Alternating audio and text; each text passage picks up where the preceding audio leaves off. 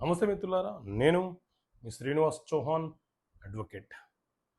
Death versus civil death అంటే ఏంటి? వీటి మధ్య తేడాలేంటి?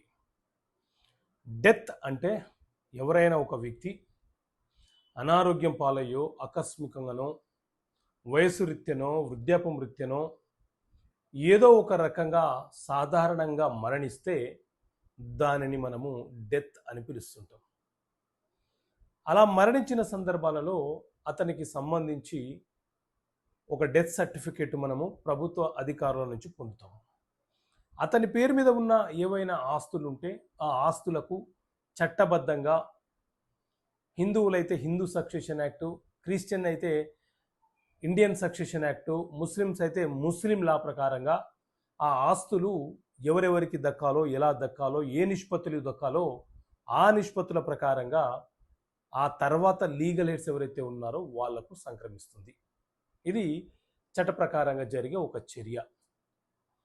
మరి సివిల్ డెత్ అంటే ఏంటి అని అంటే, ఎవరైనా ఒక వ్యక్తి కనిపించకుండా వెళ్ళిపోతే, అంటే దాదాపుగా 7 సంవత్సరాలు కనిపించకుండా వెళ్ళిపోతే మనం పోలీస్ స్టేషన్లో కంప్లైంట్ ఇచ్చి ఎఫ్ఐఆర్ చేసినప్పటి నుంచి 7 సంవత్సరాల లోపు తిరిగి అతను రాకపోతే చట్టబద్ధంగా అతను మరణించినట్లుగానే భావిస్తూ న్యాయస్థానం నుంచి సివిల్ డెత్కి సంబంధించిన ఆర్డర్ని పొందాలి.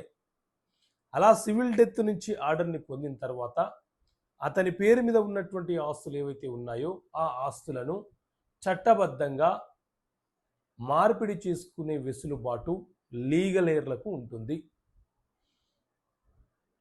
ఈ సివిల్ డెత్ అనేది ఎప్పటి నుంచి 7 సంవత్సరాలు అని అంటే ఎఫ్ఐఆర్ చేసినప్పటి నుంచి 7 సంవత్సరాలు, ఇది గుర్తుపెట్టుకోండి. సో ఇది డెత్కి సివిల్ డెత్కి మధ్య ఉన్నటువంటి తేడా. ఓకే మిత్రులారా, థ్యాంక్ యూ. జై హింద్.